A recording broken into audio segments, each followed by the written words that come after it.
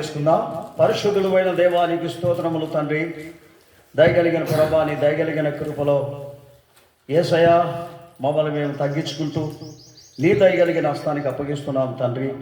వాక్యం చెప్పుకోచుండగా నీ బిడ్డలు ఒక్కొక్కరు విని వాటి ప్రకారం జీవించినట్లు కృప దయచేయమని నీ దయగలిగిన హస్తానికి ప్రభా నా తండ్రి వాక్యమును పంపునట్లు కృప దయచేయమని వాక్యము శరీరధారిగా ప్రభా మాలోనికి వచ్చి దేవానికి స్తోత్రము నీ వలె మార్చబడినట్లు ఆ వాక్యము నా తండ్రి మాలో ఒక్కొక్కరిలో ప్రభా దూరునట్లు కృప దయచేయమని మా హృదయములు తెరువునట్లు కృప దయచేయమని మీ చేతికి అప్పగిస్తున్నాము. యేసునామములో అడుగుచున్నాము తండ్రి, ఆమేన్. ఈ దినమున మనం దేవుని యొక్క వాక్యములోనికి వెళ్దాం. దేవుడు మనల్ని మనము తీర్పు తీర్చుకోవాలా అని చెప్తాడు. మనల్ని మనం ఎప్పుడైతే తీర్పు తీర్చుకొనకుండా పోతే మనము వేస్ట్ అయిపోతామని చెప్తాడు. అందుకని రోమీలకు రాసిన పత్రిక 2వ అధ్యాయము 1వ వచనములో మనము చూసినప్పుడు మనల్ని మనము దేవునికి సమర్పించుకోవాలా అని చెప్తాడు. 2:1 వచనం. కాబట్టి తీర్పు తీర్చు మనుషుడా నీవెవడవైనను సరే నిరర్థుడవై ఉన్నావు. దేని విషయములో ఎదుటివానికి తీర్పు తీర్చుచున్నావని దాని విషయములో నీవే నేరస్తుడవని తీర్పు తీర్చుకొనుచున్నావు. ఎలయనగా తీర్పు తీర్చు నీవును అట్టి కార్యములనే చేయుచున్నావు కావా. గమనించండి ప్రియమైన వారలారా, అందుకనే దేవుడు అంటున్నాడు, ఎవరికి తీర్పు తీర్చుకోకుండా మనల్ని మనము తీర్పు తీర్చుకోవాలా అంటాడు. మనము చూసుకోము, ఎదుటి వారి గురించి మనం చూస్తామే కానీ. అందుకనే దేవుడు మనకు హెచ్చరిస్తూ ఉన్నాడు, నీవును ఇతరులకు తీర్పు తీరుస్తున్న నీవును అట్టి కార్యములే చేస్తున్నావు కదా. ఎదుటివానికి తీర్పు తీర్చడానికి ఏ రీతిగా మనకు మనసు వస్తుంది అని ప్రభు సెలవిస్తున్నాడు. అందుకని నీకు నువ్వు తీర్పు తీర్చుకొనవా అని హెచ్చరిస్తున్నాడు. ఇక్కడ మనము దావీదును చూస్తూ ఉన్నాం. దావీదు తన యొక్క జీవితంలో తప్పు అని ఏది తెలుసుకొనకోకుండా ఇతడు నేను రాజును కదా, నేను ఏది చేసినా కూడా అది చెల్లుతుంది అని చెప్పి ఇతడు తన ఇష్టానుసారంగా తనకిష్టం వచ్చినట్లు తన ఆలోచన ప్రకారము తప్పు చేసినాడు. దేవునికి స్తోత్రం. అయితే దేవుడు ఒప్పుకోలేదండి. మనము ఎంత భక్తితో ఉన్నా, ఎంత దేవునిలో ఉన్నప్పటికీ కూడా తప్పును మాత్రము దేవుడు ఒప్పుకుంటాడని మనం ఎప్పుడు అనుకోకూడదు. ఇక్కడ ఇతడు తప్పు చేస్తే దైవజనుని పంపిస్తూ ఉన్నాడు. ఇతనికి నువ్వు అతడే తీర్పు తీర్చుకోవాలి, నువ్వేం తీర్పు తీర్చాకు, నేనేమి తీర్పు తీర్చాను, అతడే ఏమి తీర్పు తీర్చుకుంటాడో నువ్వు ఒక కథ చెప్పమని చెప్పినాడు. అప్పుడు దావీదు ఏం చెప్తున్నానంటే, అక్కడ కూర్చొని నాతానైనటువంటి యొక్క దైవజనుడిని చూసి, ఏమయ్యా ఆలస్యముగా వచ్చినావని చెప్పినప్పుడు, అయ్యా దారిలో ఒక దృశ్యాన్ని నేను చూస్తుని అని చెప్పి, ఆ ఊరిలో ఇద్దరు ఎదురింట్లుగా ఉన్నారు. ఎదురింటి వానికి 10 మేకలు ఉన్నాయి. ఈ ఇంకొక ఇంటి వానికి, పేదవాని ఇంటికి, సావుకారింటికి 10 మేకలు ఉన్నాయి. బీదవాని ఇంటికి ఒక్కటే ఒక మేక ఉంది. గనక సావుకారింటికి వాళ్ళ బంధువులు వచ్చినారు. బంధువులు వచ్చిన తర్వాత మరి ఈ బీదవాని ఇంటికాడ ఉన్న మేకను తీసుకొని, ఆ మేక ఒక్క మేక వాళ్ళు అల్లారు ముద్దుగా ప్రేమించుకుంటూ, వాళ్ళ గిన్నెలోది తినిపించుకుంటూ, వాళ్ళ దగ్గర పక్కలో పండబెట్టుకుంటూ ఇలాగ ఉండినటువంటి ఆ మేకవాణి, ఆ బీదవాణిని చూసి వారి యొక్క 10 మేకలలో ఏది కోసుకొనకుండా ఆ ఒక్క మేకం కలిగిన వాణిని, ఆ మేకను ఈ 10 మేకలు కలిగిన వాడు కోసుకొని తిని అని, ఇది నేను ఈ దృశ్యాన్ని చూస్తూ ఉంటిని రాజా, అని దావీదుతో అన్నప్పుడు దావీదు తీర్పు తీరుస్తూ ఉన్నాడు. ఏమని తీర్పు తీరుస్తున్నాడో తెలుసా? గమనించండి. అలాగా చేయకూడదు కదా. మరి వారికి 10 మేకలు ఉన్నప్పుడు 10 మేకల్లో ఒకటి కోసుకోవచ్చు కదా. మరి ఒక్కటే ఉన్న వాని మేకలు ఎందుకు తీసుకోవాలి? వారికి తీర్పు ఏం తీరుస్తున్నాడో తెలుసా? మనము 2 సమూయేలు 12వ అధ్యాయము 2 సమూయేలు 12వ అధ్యాయం 1 నుండి 4 వరకు చదివితే ఇక్కడ మనకు ఈజీగా కనబడుతుంది ఏమి తీర్పు తీరుస్తున్నాడో. కావున యెహోవా నాతానును దావీదు యొద్దకు పంపెను. అతడు వచ్చి దావీదుతో ఇట్లా, నేను ఒకానొక పట్టణమందు 2 మనుషులు ఉండేది. ఒకరు ఐశ్వర్యవంతుడు, ఒకడు దరిద్రుడు. ఐశ్వర్యవంతునికి విస్తారమైన గొర్రెలు గొడ్లు ఉండెను. అయితే ఆ దరిద్రునికి తాను కొనుక్కొనిన ఒక చిన్న ఆడు గొర్రెపిల్ల మాత్రమే ఉండెను. వాడు దానిని పెంచుకొనుచుండగా అది వాని యొద్దను వాని బిడ్డల యొద్దను ఉండి పెరిగి తన చేతి ముద్దలు తినుచు వాని గిన్నెలోనిది తాగుచు వాని కవిగిట పండుకొనొచ్చు వానికి కుమార్తె వలె ఉండెను. అట్లుండగా మార్గదర్శుడొకడు ఐశ్వర్య వద్దకు వచ్చాను.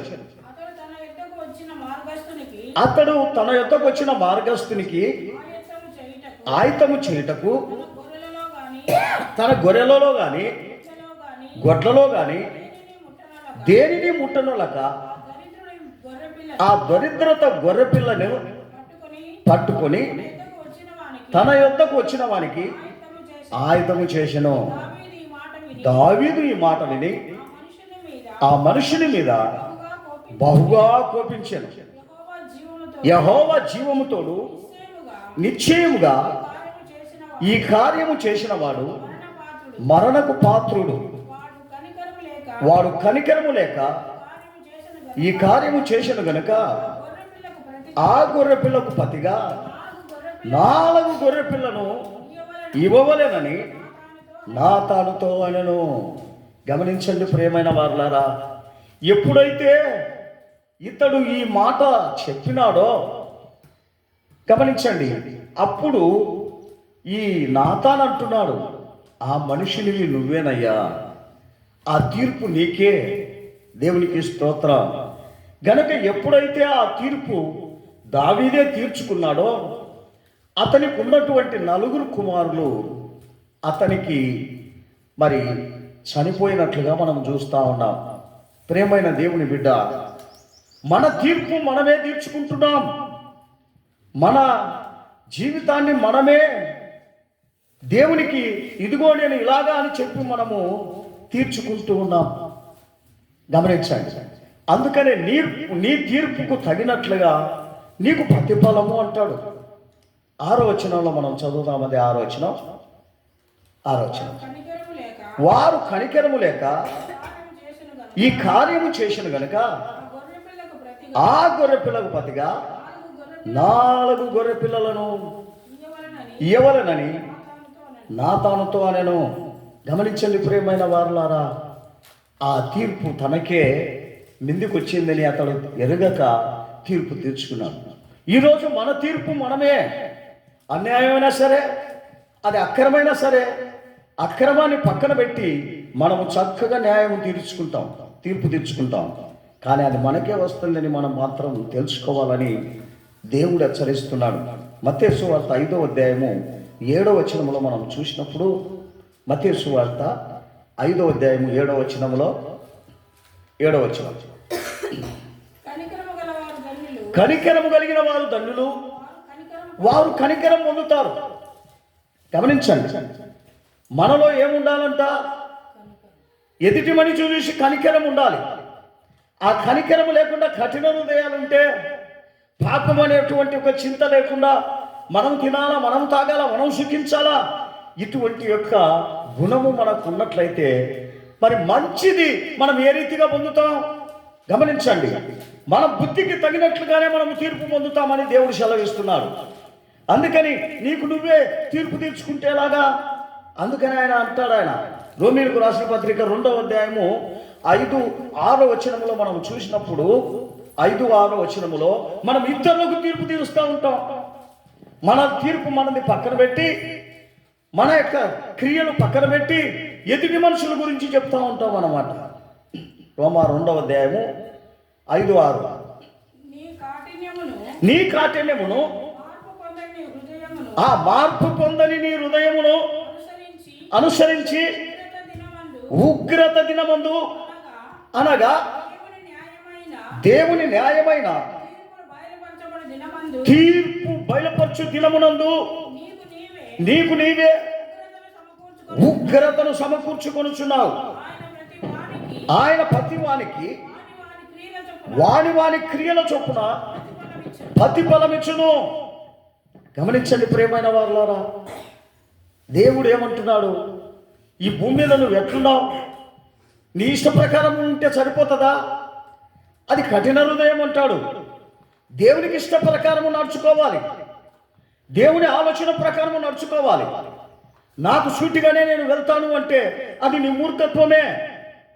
అందుకనే దేవుడు చెప్తున్నాడు, నిన్ను హెచ్చరించేది ఎందుకు, వాక్యం చెప్పేది ఎందుకు? నీ ఇష్టానుసారంగా ఉండడానికి కాదు, నీ ఆలోచన ప్రకారం జీవించడానికి కాదు, దేవుని ఆలోచన ప్రకారం జీవించడానికే దేవుడు వాక్యం చెప్తా ఉన్నాడు. ఆయన మాటలవి. గమనించండి ప్రియమైన వారులారా, ఆయన ఎందుకు ఈ మాటలు చెప్తా ఉన్నాడు? మనం కఠిన హృదయములు లేకుండా ఉండాలని, మన జీవితాలు మార్చబడి ఉండాలని దేవుడు మనకు హెచ్చరిస్తున్నాడు. అదే 1 సమూయేలు 15వ అధ్యాయము 2వ వచనం చదువుదాం. 15:2. 15వ అధ్యాయము 2వ వచనం. సైన్యములకు అధిపతి యెహోవా సెలవిచ్చినదేమనగా, అమాలేకీయులు ఇశ్రాయేలీయులకు చేసినది నాకు జ్ఞాపకమే. వారు ఐగుప్తులో నుండి రాగా అమాలేకీయులు వాటికి విరోధులై మార్గమందు వారి మీదకి వచ్చాను. గమనించండి ప్రియమైన వారులారా, దేవుని బిడ్డలకు విరోధమై ఎవరైనా లేచినట్లయితే, దేవుని బిడ్డలకు విరోధముగా మాట్లాడినట్లయితే ఆయన జ్ఞాపకం పెట్టుకుంటాడంట. నా బిడ్డలు చక్కగా నడచాల్సినటువంటి మార్గములో, చక్కగా దేవుని వర్తమానము తెలియపరుస్తున్నటువంటి మార్గములో మరి చెడు కలిగిన వాళ్ళు ఆ మార్గంలో నడవకుండా చెడగొట్టాలా, పాడు చేయాలా, నాశనం చేయాలా అని ఎవరైనా తలంచితే అది ఎప్పుడు జ్ఞాపకం పెట్టుకుంటాడంట దేవుడు. అమాలేకీయులు వీళ్ళు పాలు తేనెలు ప్రవహించే దేశానికి వస్తామంటే వాళ్ళను నాశనం చేయాలని వచ్చినటువంటి వాళ్ళను ఆయన జ్ఞాపకం పెట్టుకున్నాడంట. దేవునికి స్తోత్రం. అందుకనే మన జీవితంలో పాత జీవితమును విడిచి కొత్త జీవితంలో వచ్చేదానికి మనం ప్రయాసపడాలి. కానీ పాత జీవితంలోనే ఉంటే ఆయన మనల్ని జ్ఞాపకం చేసుకుంటాడు. వీళ్ళు నాకు సరైనటువంటి యొక్క హృదయాన్ని ఇవ్వకుండా కఠిన హృదయాలు పెట్టుకునే ఉండారు, వాళ్ళ మనసు మార్చని హృదయాలు పెట్టుకొని ఉండారని దేవుడు మనల్ని జ్ఞాపకం చేసుకుంటాడంట. అందుకని మన జీవితాలలో మార్పు కలిగినటువంటి యొక్క గుణం ఉండాలని దేవుడు కోరుకుంటున్నాడు. మన జీవితంలో అదే జీవితం లేకోకుండా దానిలో మనము మార్పు ఉండాలా అని చెప్తాడు. సంఖ్యాకాండం 14వ అధ్యాయం 22వ వచనం చదువుదాం. సంఖ్యాకాండం 14:22 వచనం. సంఖ్యాకాండము 14:22 వచనం.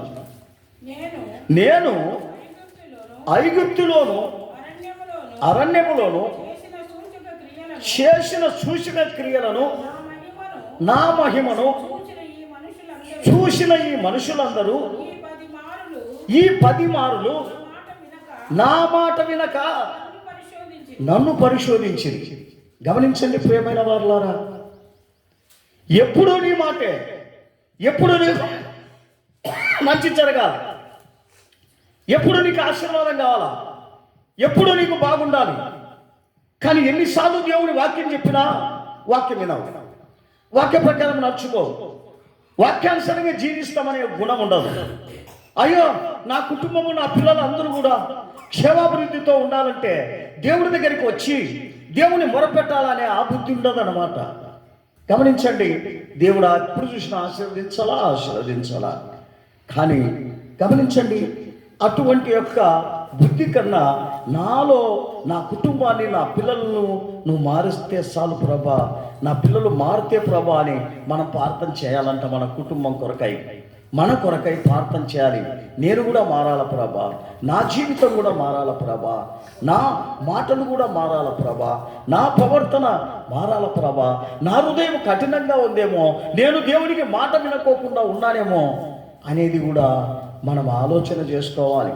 దేవుని సన్నిధానానికి వచ్చే సరిపోదు, మనము దేవుని మాట వినాలి అంటాడు. నా ఇష్టానుసారంగా జీవిస్తాను దేవుని సన్నిధానానికి వచ్చి అనంటే చాలా దౌర్భాగ్య స్థితి, చాలా అన్యాయమైనటువంటి మనిషిగా నువ్వు ఉంటావు. దేవుని చిత్త ప్రకారమే నడవాలి. నా చిత్తం ఏమి లేదు ప్రభా, నీ చిత్తాన్ని ప్రకారమే నేను నడుస్తాను అనేటువంటి గుణం మనకు ఉండాలి. అది లేకుండా నేను చెప్పినదే జరగాలి, నేను చెప్పినదే నడవాలి, నేను ఏ రీతిగా చెప్తే అది అటువంటి యొక్క దుష్ట స్వభావం నీకు ఉన్నట్లయితే మరి తీర్పులోనికి మనం వెళ్ళాల్సిన పరిస్థితి వస్తుంది.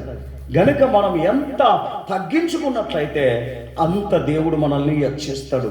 మత్తయి సువార్త 18వ అధ్యాయం 32వ వచనం నుండి 35 వరకు చదువుదా. 32 నుండి 35 వరకు 18వ అధ్యాయం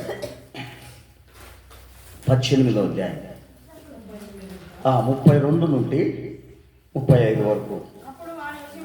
అప్పుడు వాని యజమానుడు వాని పిలిపించి, చెడ్డదాసుడా, నీవు నన్ను వేడుకొంటివి గనుక నీ అప్పంతయు క్షమించి తిని, నేను నిన్ను కరుణించిన ప్రకారము నీవును నీ తోటి దాసుని కరుణింపవలసి ఉండెను కదా అని వారితో చెప్పాను.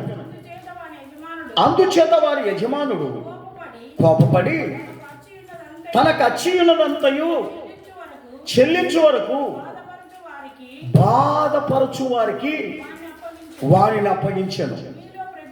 మీలో ప్రతి వాడును తన సహోదరుని హృదయపూర్వకంగా క్షమింపని ఎడల మన పరలోకపు తండ్రి ఆ ప్రకారమే నీకు కూడా చేస్తాను అంటున్నాడు. గమనించిన తీర్పు ఇక్కడేనండి. కనుక మన సహోదరులు మనం ప్రేమించలేకపోతే మనం అదే తీర్పు మనకు వస్తుంది అని చెప్తా ఉన్నాడు. గనుక మనం ఏదేది దేవునికి విరుద్ధమైన కార్యాలు ఉన్నాయో వాటిని తొలగించి జీవించడమే మన యొక్క జీవితం. ప్రభు దగ్గరికి వచ్చిన తర్వాత, ప్రభువా నీకు విరుద్ధమైనటువంటి గుణాలు నా దగ్గర ఎక్కడున్నాయో వాటిని తొలగించడమే నా యొక్క భక్తి అనేటువంటి ఒక చిత్తం ఉండాలి. కానీ భక్తిని లాభం కొరకు వాడుకోకూడదు, భక్తిని మనిష్టానుసారంగా పెంచుకోకూడదు, భక్తిని మనకు మంచుకోకూడదు, దేవునికే అది చెందాలి. అందుకని ఆయన అంటాడు, నేను నా మహిమను నేను ఎవరికి ఇచ్చువారను కాను, గనుక నా మహిమ నాకే రావాలి, గనుక నువ్వు నా మహిమను ఇచ్చువాడవై ఉండాలా అంటాడే. కానీ నా మహిమను నువ్వు తీసేసుకొని హెచ్చించుగా ఉండాలా అంటే ఎంత దౌర్భాగ్య స్థితి, ఒకసారి ఆలోచన చేయండి. అందుకనే మాలకిలో చెప్తాడు ఆయన, 3వ అధ్యాయం 16వ వచనంలో చెప్తాడు, మరిలో మన జీవితాలలో ఎప్పుడు చూసినా కూడా ఏముండాలా అని దేవుడు కోరుకుంటున్నాడంటే వాక్యానికి తగినటువంటి యొక్క జీవితం మన దగ్గర ఉండాలి. మన సొంత జీవితం కాదండి, సొంత ఆలోచన కాదండి. ఎవరికి తగినట్లుగా ఉండాలి మనం అంటే దేవునికి తగినట్లుగా మనము నడుచుకోవాలి. చదువుదాం. మాలకి 3వ అధ్యాయం 16వ వచనం, 3:16. యెహోవాయందు భయభక్తులు కలిగిన వారు ఒకరితో ఒకరు మాట్లాడుచు ఉండిరి. యెహోవా చెవి ఎగ్గి ఆలకించెను. మరియు యెహోవాయందు భయభక్తులు కలిగి ఆయన నామమును ఏం చేసే వాళ్ళకి, స్మరించుచు ఉండు వారికి జ్ఞాపకార్థముగా గ్రంథము ఆయన సముఖమందు రాయబడెను. గమనించండి ప్రియమైన వారులారా, ఏ జ్ఞాపకం మందిరానికి వచ్చేదా? ఆయన యందు భయభక్తులు కలిగినటువంటి హృదయం, ఆయన యొక్క మాటలను మనం శిరసావహించే గుణం మనకు ఉండాలి. ఆయనకు మాట వినకుండా నా ఇష్టానుసారంగా జీవిస్తా, నా ఆలోచన ప్రకారం జీవిస్తా, ఇది చాలా దౌర్భాగ్య స్థితి, ఇది అన్యాయపు యొక్క జీవితం అని దేవుడు హెచ్చరిస్తూ ఉన్నాడు. అందుకని ప్రభువా, నేను దేవునికి తగినట్లుగానే జీవిస్తా కానీ నాకు తగినట్లుగా నేను జీవించను ప్రభు అనే గుణాలు మనలో ఉండాలి. అందుకనే రోమాలో చెప్తాడు, 2:2లో మనం ఆయన మాటలు ఏం చెప్తాడు తెలుసా? 2వ అధ్యాయం 2వ వచనంలో, 2వ అధ్యాయం 2వ వచనంలో రోమా,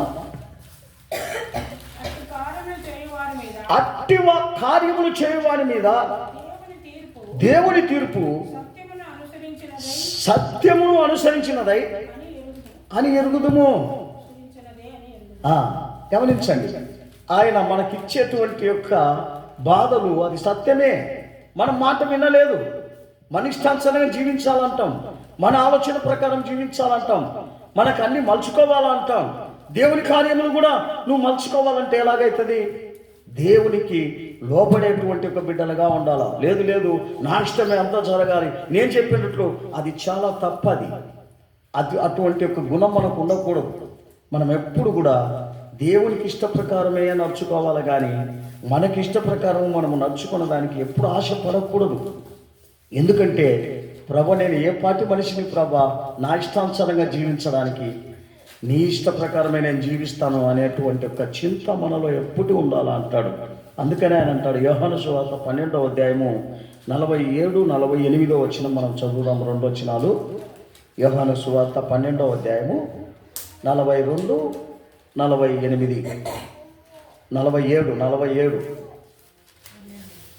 12వ అధ్యాయము 47-48 చదవాలి. ఎవడైనను నా మాటలు వినియు వాటిని గైకొనకుండిన ఎడల నేను అతనికి తీర్పు తీర్చుదును. నేను లోకమునకు తీర్పు తీర్చడానికి రాలేదు కానీ లోకమును రక్షించదకే వచ్చిన. నన్ను నిరాకరించి నా మాటలు అంగీకరించకుండా వానికి తీర్పు తీర్చువాడు ఒకడు గలడు. నేను చెప్పిన మాటయే అంత్యదినమందు వానికి తీర్పు తీర్చును. గమనించండి ప్రియమైన వారులారా, నా మాట వినని వారికి తీర్పు వస్తుంది అంటాడు. అదే లూకాసు వార్తలో మనం చూసినప్పుడు 12వ అధ్యాయం 47వ వచనంలో, లూకాసు వార్త 12:47 లూకాసు వార్త, తన యజమానుని చిత్తం ఎరిగి ఉండి సిద్ధపడక అతని సొంత చిత్త ప్రకారము జరిగింపక ఉండు దాసునికి అనేకమైన దెబ్బలు తగులుతాయంట. ఎవరి చిత్తము చేయకోకుండా, దేవుని చిత్తము చేయకోకుండా తన సొంత ఆలోచన, సొంత బుద్ధులు, సొంత ప్రకారం నడుచుకోవడం వాళ్ళకి అనేకమైన దెబ్బలు తగులుతాయి అంటున్నాడు. దేవునికి స్తోత్రం. కనుక ఈ భూమి మీద ఉండంగానే మన జీవితంలో ఒక మార్పు రావాలి. మనం ఈ భూమి మీద ఉండంగానే మనలో ఒక నూతనమైనటువంటి యొక్క భయభక్తులు రావాలి. అదే రోమా 2వ అధ్యాయం 11వ వచనం చదువుదాం. రోమా 2:11 వచనం చదువుదాం. 2వ అధ్యాయం 11వ వచనం. 2:11 2వ అధ్యాయం 11వ వచనం. దేవునికి పక్షపాతమే లేదు. ధర్మశాస్త్రం లేక పాపము చేసిన వారందరూ ధర్మశాస్త్రం లేకయే నశిస్తారు. ధర్మశాస్త్రము కలిగిన వారై పాపము చేసిన వారందరూ ధర్మశాస్త్రానుసారంగా తీర్పు నొందుతారు. గమనించండి ప్రియమైన వారులారా, మనం ఎప్పుడు కూడా దేవునికి తగినట్లుగా జీవించాలి కానీ మరి మనము మన ఇష్ట ప్రకారం మనము జీవించకూడదు, మన ఆలోచన ప్రకారం మనము జీవించకూడదు. దేవునికి మర్యాద ఇవ్వాలి.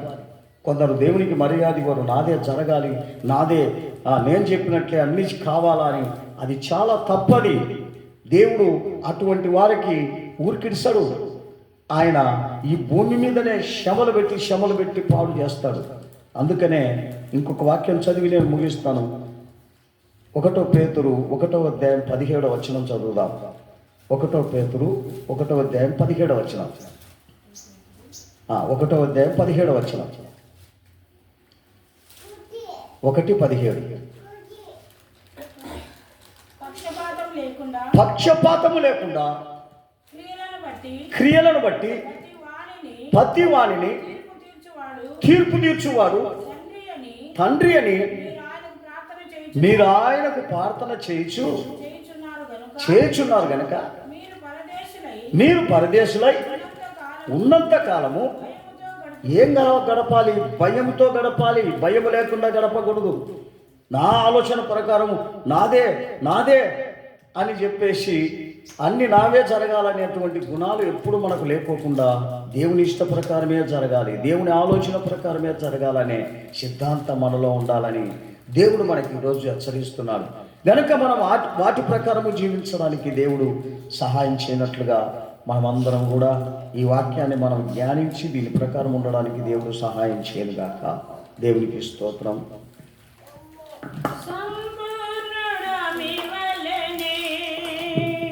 దైవ సారథ్యములోనే ఎదుగా సంపూర్ణుడని వలెనే దైవ సారథ్యములోనే ఎదుగా బోధించుటకు నీ అపోస్తులను దానముగా నాకిచ్చితివే. బోధించుటకు నీ అపోస్తులను దానముగా నాకిచ్చితివే. ప్రేమతో స్తుతించెదను ప్రతి సమయము స్తుతించెదను. ఆమేన్ ఆమేన్. ప్రేమపూర్ణుడా నీ ప్రేమకై ప్రతిదినము స్తుతించెదను. ప్రేమపూర్ణుడా హల్లెలూయా ప్రతిదినము స్తుతించెదను.